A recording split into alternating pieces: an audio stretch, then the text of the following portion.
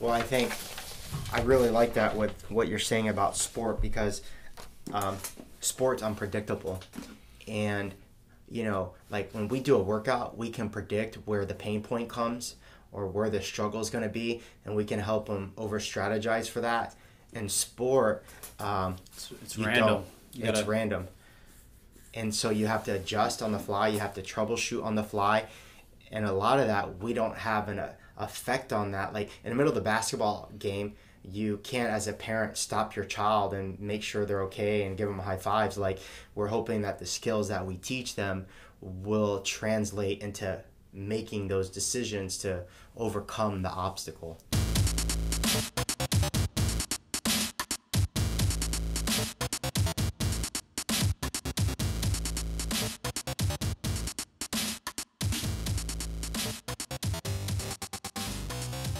Yeah, it's like you're trying to get prepared enough for the unknowable, you know, but you're going into that sport knowing that it could be random, but you're going to rely on all the work you put in advance to kind of get you through that situation, you know, even though it's not so specific on what you train for, Yeah.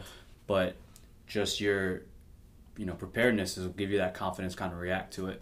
And if it's not, then like come back to the drawing board. It's not, right? That he says you either win or you learn. So like if we come out of it and we let our emotions get to us in that game, then we should be humble enough to self-reflect on that moment of weakness and hope that we can catch that next time so it doesn't, you know, affect us again and again, right? Because the goal is to find weakness and improve on it. It's not like to always be perfect, right? Mm-hmm. And the only way you can find weakness is to, right, put it through the fire. Fire refines gold. Like that's, I think, our initial convo was sport. Sport puts you through the fire. There's no other thing that will make you more uncomfortable in a situation that's unknown until you're actually in it. And that's why I think as individuals we're so successful, because we're just translating that the game of the sport into the game of life. Like we know that that's just part of it. Yeah, like you're making yourself vulnerable by just throwing yourself into the fire. You know, you're not sitting back on the sideline just thinking about doing it. You're doing it. Who cares if you mess up or you choke? You know, then it's back to the drawing board to prepare for next time of not making that same mistake. Yeah, it's good, man. It's really good. Let's get this really rolling. Episode 16, we're coming back with another 5 questions that we couldn't fit in on our last episode. It's basically commonly asked nutrition questions. I don't think these are the end-all be-all, but it's a good start to get the conversation going. Yeah, I feel like it's a perfect time to do a 2-part series for something so important as nutrition. You know, it's something so overlooked. We talk about it all the time. People consider a good coach as a movement specialist, but I think we're taking that next step, digging a little bit deeper, and what should be so important on the totem pole is nutrition. We can't neglect it. We can't deny it. The thing that stood out to me last time was we don't want people to be fit and fat. Like, because we know it can happen. We've seen it. Like, people are improving physically. They're moving faster, getting stronger, better equipped at movement. But are they seeing body composition changes? Not everybody does. You would assume that if those 3 variables improve, that so would your body composition. But that's the data shows that that's not the case. That people can improve their fitness without improving their body comp. We want best of both worlds. No doubt, and you need it. And these people are signing up for the gym not to really just, you know, get a better time on their workout, but that's, you know, the true reason probably signing up is to look a little bit better, get more confident, change their body composition. No doubt, and we want to be clear and honest with our members and with individuals that aren't seeing that progress, because it could be an uncomfortable situation. We talked about like the internal process, our convo earlier before we started the podcast, which is like we are trying to draw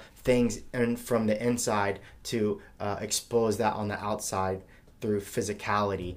And the conversation of nutrition, sometimes people take it the wrong way as I'm just not a worthy person because I can't figure out the nutrition, or they start to feel bad about themselves, where we want to make it binary. We want to make it black or white. Like, what are you doing right and what are you doing wrong? Let's just put that on a board and then really help pinpoint where we can make better decisions. Yeah, no, it's good. And like you said, your appearance, what you see in the mirror, goes firsthand in how you feel inside, how you feel mentally, the confidence you have, the confidence you bring forth daily, starts with how you feel, how you look on the outside.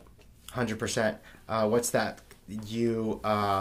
What's that quote my wife always used? Her dad used to tell her for runners. Oh, if you look good, you feel good. If you feel good, you perform good, right? Yeah, that's like an old Deion Sanders quote. Is that who said that? He goes way more into depth though. He makes it a little funny. He goes, you look good, you feel good, you play good. You play good, they pay good, or something like that. That's the truth. Yeah, that's a famous Deion Sanders quote. And I say that all the time, too. I love it. Yeah. I love it, dude. That's why I try to keep it so fresh in the gym, man. Because, that's why I always got the fresh gym clothes. You look good, you feel good. You do, man. I need some style points, bro. I bet you've seen me with the same clothes on week after week. Because I just feel comfortable. But I definitely could have more style for sure. A little more gym swag. A little bit more gym swag. Just take up on what John's got, man. My wife just bought me basically all the coaching T-shirts I have. In different colors without the logo, and that's my new going out T-shirt, bro. Like, that's me up in my game. So it's embarrassing. I need to pick that game up. Getting better, baby steps. Let's start it, man. You came up with the other 5 questions that we wanted to go over. We'll just kind of piggyback off our conversations that we remember having from last week, and then go from there. So what's question number 6? Question number 6: what is considered a low carb diet? This would kind of be tricky. It could be compared to how much you're eating now. But if I were to have to sum it up into a couple of sentences, I'd say majority of your carbohydrates will be from vegetables. Mm-hmm. Okay, you're not going too crazy on the fruit. No grains or anything like that. And if you wanted to put maybe a number to it, I'd say maybe under 30 grams. Sure. Yeah, I would say low carb hits in that range, and then an excessive low carb is like that 5 to 10 grams keto diet that we were talking about last time. And for those reasons, because I think they're so crazy low and unpractical long term, I think we want to be careful to entertain that conversation with people who haven't started a low carb diet at like 30, 50 grams. I don't think people realize how hard it is to hit those numbers until they actually try. Hitting 50 grams every single day without going over for 7 days is really hard to do. Yeah, and then also like I said, it comes down to what they're eating now. If someone's eating a high carb diet and you say, hey, we got to drop it under 15, you almost go into like that shock. It's like, their body's not prepared for something like that. So it'd be doing them a disservice if you recommended them to jump on a low-carb diet when that's all they're eating right now. I agree. There's a saying that the founder right now is saying out of CrossFit, and he says the best way to improve your health is to get off the couch and get off the carbs. And the idea is that if we can just start to slowly reduce that carb intake through refined sugar, you're going to get great results immediately. We just have to be able to know what those are, to define those, and to quantify those and slowly take them out. Yeah, and then you just got to understand it. It's not sustainable to do that, something like that long term. Be on a super, super low diet long term isn't going to work. You can only sustain a super low carb diet for so long until it starts either affecting your performance, till your body starts adapting to it, where you're not really getting any more results. It's not sustainable. Yeah, so for me, I say if someone wants to start geeking out on the macros, I think a fair baseline is 40-30-30 carbs, protein, fat, and then self-adjust the numbers as needed, right? If we need to go higher or lower on the carbs, depending on goals and our performance, are playing with these numbers. What's most important to me is not the number, it's the starting number. Like, let's start with a number and then self-adjust and play with these numbers versus just kind of guessing on a daily. Yeah, just making it a guessing game. Cool, man. Question number 7. This is gonna be a good one, man. We could probably rant on about this for a while. Should I have a cheat meal or should I have a cheat day? So why is somebody asking? So we identify someone on a cheat is consistently eating 80-90%. I've quoted you at 99% at some of your best days. Why have a cheat day or meal in the first place? That's the first question. Yeah, no, it's good. It's basically like, did you earn a cheat meal? You know, it's like, whenever an athlete asks me, hey, can I have a cheat meal this weekend? I mean, if it's harsh or not, I don't know. But I say, did you deserve a cheat meal? That's what I'll say. Do you deserve a cheat meal? And I've gotten laughed at a little bit because I'm being too hard on on the athletes. But it's like, really, do you deserve it? Did you, get your 3 to 5 workouts in this week? Where you're eating, good, clean food all throughout the week. Did you earn it? And then what I always kind of recommend too is save a cheat meal to like a gathering, like a family gathering, a social gathering. To move that social pressure as well. Exactly. It's really good. Because, life happens and you want to enjoy life. That's why we're doing this in the first place. So if you kind of let your diet consume you, and you don't have you could call it a diet break as a cheat meal or a cheat day. But, it just comes down to like, do you deserve it? Should you have it? Yeah, that's powerful. I'm thinking of 2 examples, same scenarios from 2 different people. Somebody who's actually earned a cheat meal. It's Friday night. They're hanging out with their buddies. They have a cheat meal, and they're rewarded for it. If anything, they feel great for having that because it's well earned. And then you have the other guy, the gentleman, let's just use the guy as the example, who doesn't track, who doesn't work out consistently, and has that same meal. I can guarantee most often they feel guilty for that meal than the other person who felt rewarded for the same exact meal. Yeah. No, that's perfect scenario there. It comes down to that state of mind that this cheat meal is going to give to you. If you're going to feel a guilty feeling from it, you probably shouldn't have had it. But if you're like, hey, you know what, I'm so happy with my progress. I'm going to earn this. I'm going to enjoy myself. It's been a long time coming. You eat the cheat meal, go for it. Go for it every time. Now, so cheat meal, cheat day. I just think that for people that are using this from a dietary perspective who's earned it, it's much easier to come back off a cheat meal than it is for an entire cheat day. I think physiologically, it's much faster to come back from just one cheat meal versus a cheat day. I think you digest better. I think you remove this feeling. The thing that I say with diets is the hardest thing to overcome initially is decision fatigue. Is that when you're not used to being on a diet and restricting what you can or can't eat, you constantly have to tell yourself that you shouldn't be eating certain things or that you are currently removing those food groups because of the sake of the diet and the weight loss program.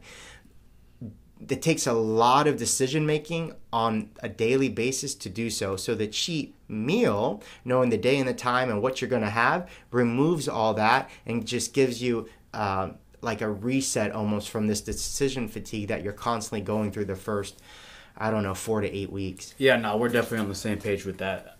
And you'd be so surprised how far back a cheat day can set you. It could jeopardize the entire week you put in of hard work and clean eating if you just binge eat for a day.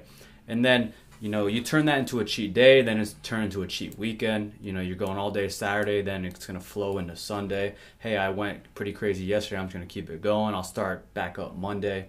And then chances are if you eat like shit all weekend, your Monday workout's going to feel like shit. So you're going from, just a possibility of one cheat meal, get back on track, to a cheat day Saturday, turn into a cheat weekend, turning into you feeling sluggish the next day, you sleeping in because you ate all this bullshit food. Mm-hmm. It derails you. It could derail you, big time. And my biggest recommendation for people that don't track, who tend to lose it on the weekends, is to ensure that if to be able to keep them a little bit on point is to track on the weekends. If you do nothing more than track Saturday and Sunday, it will it will help you make better decisions when it comes to cheat meals, because once you see those numbers, you become a little bit more reluctant from over consuming too much. Yeah, no doubt. And then you're planning accordingly. You're planning accordingly on what this cheat meal is going to do for you, when you're going to eat it, and I mean, like you said, the decision making, you know, it helps with that. It kind of just takes that pressure off of you to eat clean and you to make up your mind what you're going to eat and just basically enjoy yourself. Yeah. You know, a cheat meal will keep you on your diet long term. It will make your diet sustainable. It'll, because it's people that go super strict, long periods of time. And then they lose it. And then just one bite of something, it's like diet's out the window. You know, I missed this for so long, I'm not going to go back. And the beauty, I think, the conversations that, you know, I like to have is to set that cheat meal from the first week, because those first couple weeks are the hardest. So we could say, hey, let's decide when your cheat meal is going to be, because that helps them direct focus on when that cheat meal is going to be versus that moment of weakness that comes randomly that turns into 2 moments of weakness and 3 moments of weakness. So I think we agreed to one cheat meal, and if not, predetermined. Yeah, just come up with a strategy, and you can kind of time it out around type of workout too. You know, maybe do your cheat meal Saturday, Sunday, come in, get a hard, intense workout, try to burn it off. You know, you could kind of look at, you know, fueling your workout with, you know, a large amount of food or something like that. Yeah. And I want to be careful to help people understand that, like, we're not creating food disorders by saying, like, the common approach is over-exercise to eat like shit. Over-exercise to eat like shit. Over-exercise to eat like shit. We're not train a bad diet. We're not saying that. We're saying that it could create a better feeling post-workout to have your cheat meal because there's another reward system that you've put in place, which is exercise. But we're not saying that every time you work out hard, you could eat like shit. You could eat like shit. Cool. Yeah. We're definitely right on the same page on that. Number 8. How much should I be eating? What is too much and what is too little? What's Glassman say? You should eat enough to fuel performance, but not gain body fat. Yeah, or support your body fat. Body fat. And you know, you can get, you know, multiple answers to this based on tracking or based on not tracking. You know. Yeah. You know, I don't track, so I'll go kind of just give, you know, my opinion on how to answer this.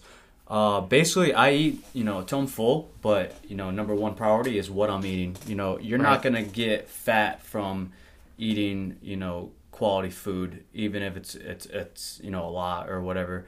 And also, I kind of determine that on my intense training, you know, or what I'm training the next day. I kind of go like that. You know, I'll eat a little bit less on days I'm not training. I'll eat a little bit more if I really get a hard workout and I'm trying to recover. And, you know, I kind of just, I'm not eating so crazy amounts to where I'm like uncomfortably full, you know.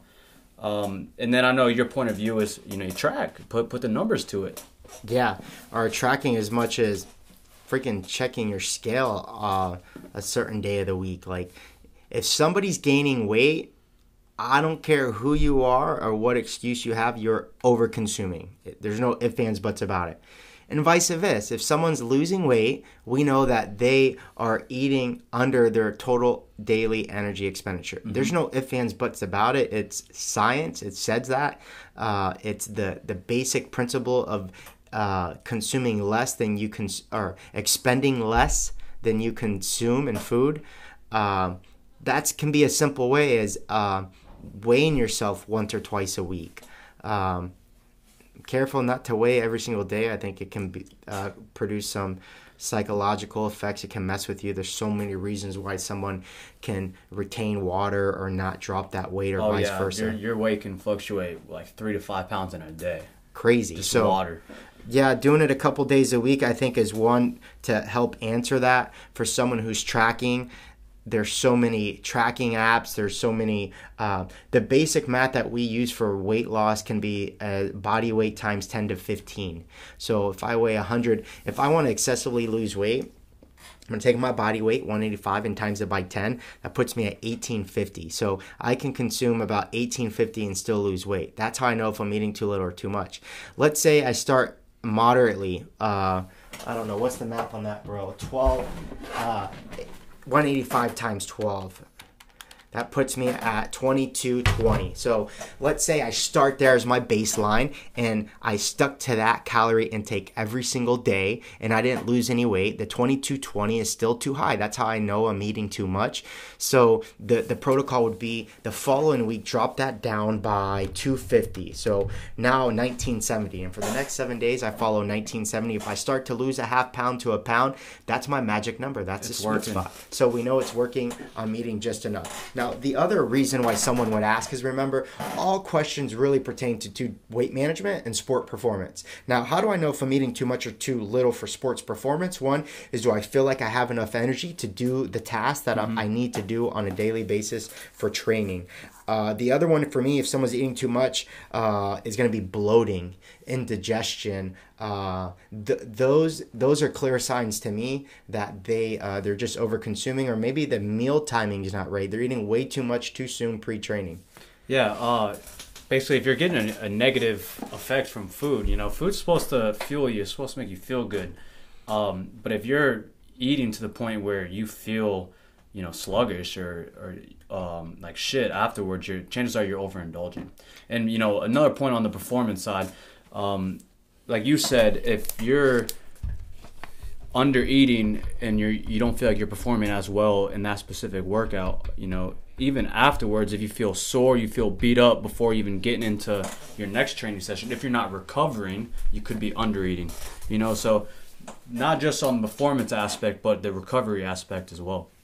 Yeah, it just remind me of a quote where people on a diet think of, people looking to lose weight look as food as diet and exercise, where athletes look at food as training and fuel, right? Mm-hmm. So, or food for fuel. And there's a huge difference between the two. And in a perfect world, I want everyone looking at food from a training perspective and a food for fuel perspective, because it's much easier to have, there's more translation into, or more purpose, to why we're having these combos or thinking about food and exercise or training, where exercise feels like it's more temporary. They're only exercising for now. They're only dieting for now because it's temporary. But really, hopefully, we want to make everyone believe that they're an athlete to some level, because now we can change the psychological perspective as well. Yeah, and then it also, you talk about it like that, you're kind of telling them it's long term. This is a lifestyle. This is what you have to do, what you're going to do long term. Cool, man. Let's roll right into the next one. This could kind of go, right along to our previous point. How many meals should I eat in a day? Why are you asking? It depends. All right. My biggest go-to on how to answer that one is, what is your schedule like? Practicality. I like that. If you're working crazy hours, when do you have time to eat? When can you eat consistently? And whether you have to food prep in advance or whatever the case may be. But obviously, there's definitely not one size fits all on the quantity of meals you're eating in a day. Yeah, I think most often people miss breakfast just because they're not hungry, or they get up last minute to go to work or train. So they indirectly fast, right? We talked about this, that most people fast and they don't even know it. So at something like that, they might only consume 2 meals a day, right? And it works for them. Some people, missing that breakfast is the worst thing they can do, because those are the people that overindulge, right? They overconsume way too much on their third meal of the day, which is 9, 10 o'clock at night. And so those people I'm a little bit more careful with suggesting the 2 meals as well. I think more athletes with more training, they're eating a lot more meals because they're consuming, right, food for fuel. So they're thinking, what can I eat to fuel my training, and then what can I eat as food to fuel my recovery? And so they're just consuming more. Yeah, and it comes down to our point first is what matters more is overall calorie intake, not the timing of the meals.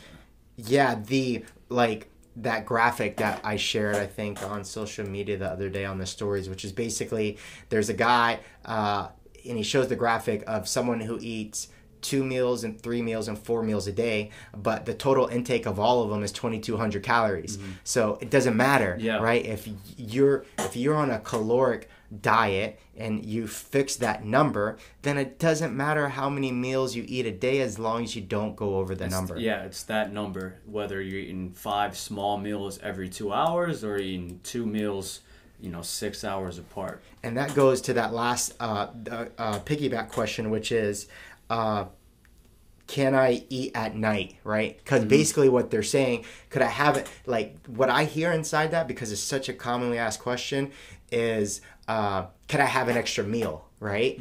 And for me, it depends. Are you tracking calories? And does that meal after tracking calories put you over? Then I would say no. I'm not saying don't eat at night. I'm saying you need to make up calories somewhere else if you want to have that late night meal. It's not that late meals make you fat. It's that the late meal puts you excessively over your caloric intake. Yeah, and then that comes down to the first point on what's your schedule like. If you prefer to eat later at night because you're busy during the day, just, plan accordingly. That's what works for you. If you're someone that works pretty late and you can't get to dinner around 8 or 9 o'clock, but your chances are you're not eating early, so that's the time for you to eat. If you're hungry, eat. You can't deprive yourself. That's all it comes down to it. And chances are, if you're hungry later at night, you probably got some more calories to eat anyways. Because if you weren't and you were already at that number, you probably wouldn't be hungry. Right. And again, the numbers don't lie. Like the late night meal is not causing you to gain weight. It's everything you're eating altogether. It's total. And last but not least, because this is a good one because I think it's relative. What should an ideal plate of food look like? Just to make it as simple as possible, I'd say majority of your plate should have protein and produce. Protein and produce. Yep. P and P. Yep. Some form of meat, some type of vegetable, a decent amount of it.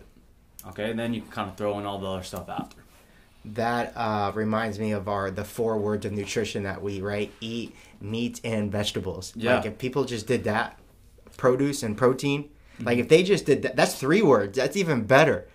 Produce and protein. If they just did that 90% of the time, we wouldn't have to deal with these questions. I know. That's how I keep it so simple. Pick a meat, pick a vegetable, and cover your plate with it. So if someone has a problem, we could tell the majority of the time they're not doing protein and produce. It's that simple. Yeah, I mean, I guess you could say it's mostly paleo, right? Because that's whole foods. It's just people get away from that, and then they run into problems, and they come up, hey, is this shake healthy, or is this protein bar healthy?